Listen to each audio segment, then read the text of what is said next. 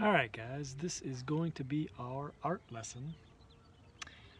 What we're going to do is some automobile design, and we're going to do that first by learning how to draw a vehicle first. So I've got my truck here, and we're going to start just by drawing any car you guys have at your house. Everybody's got a car, so just get your parents obviously to park it in a place where you can see it from this sort of angle. We call this a three-quarter angle, where basically one corner of the car, and let's see, I gotta move my hand in the right place, one corner of the car, like the front corner here, is pointed right at you.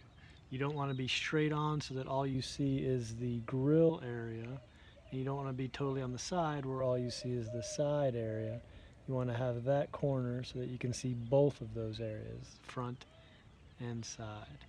Okay, so once you're in position where you can see that, get yourself a piece of paper. If you have a nice drawing pad where you got a hard back, that's great. If you have a clipboard, great.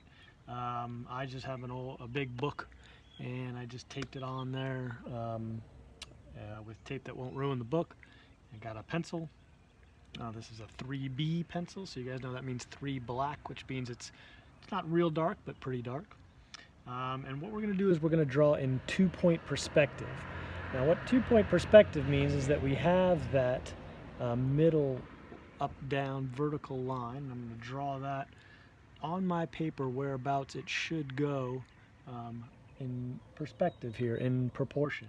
So looking at the car, I can see that where that line is right there, I have probably from that point to the edge on this side and versus that point to the edge on this side, it's not quite equal.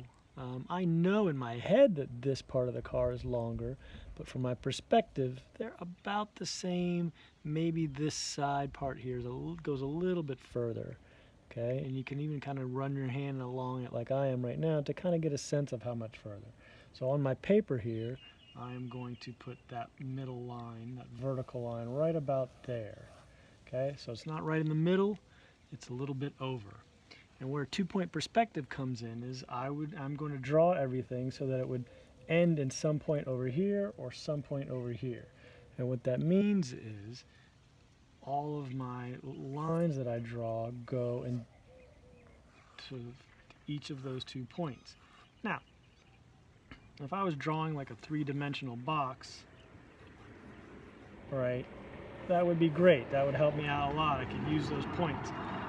But I'm not that far away from my vehicle. I'm not drawing a box like this, so I don't want to necessarily have those points on my paper. My points might be way off the paper somewhere, so instead of having a point that I'm drawing to, I'm going to draw to basically an area over here. So I'm going to have more of my lines go to these here, so they don't go down so fast.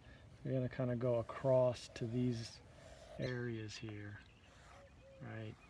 So it's still 2-point perspective in the sense that if you kept these lines going off the edge of the paper, they'd eventually hit a point. But instead, I'm going to kind of cut them off right here because I have my vehicle that's, not going to come to a point, obviously.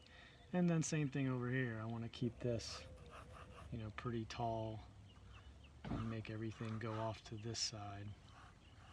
Right, so I do still have that sort of dimension. You guys can see that.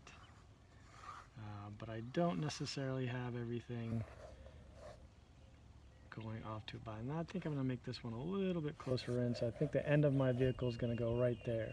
So this is where you guys should all start with that sort of look, where you have this center line, right, that is where the corner of the vehicle is.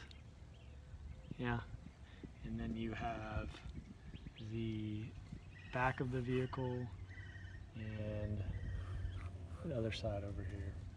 All right.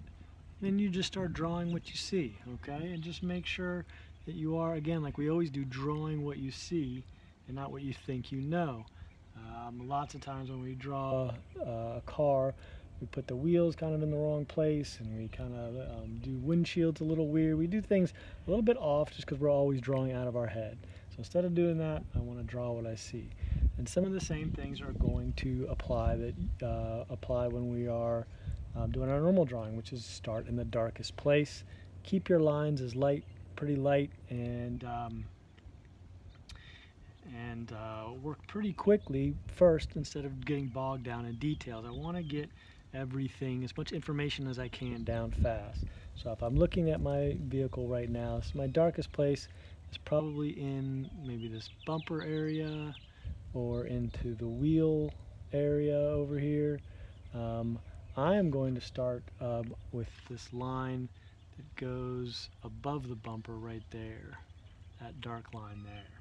So I want to get scale wise, I want to see how far up it is. So I'm looking at the car, I think, okay, so this is where that line starts right here. How far down versus to the top of the hood versus to the top of the car. That's kind of cutting it in thirds.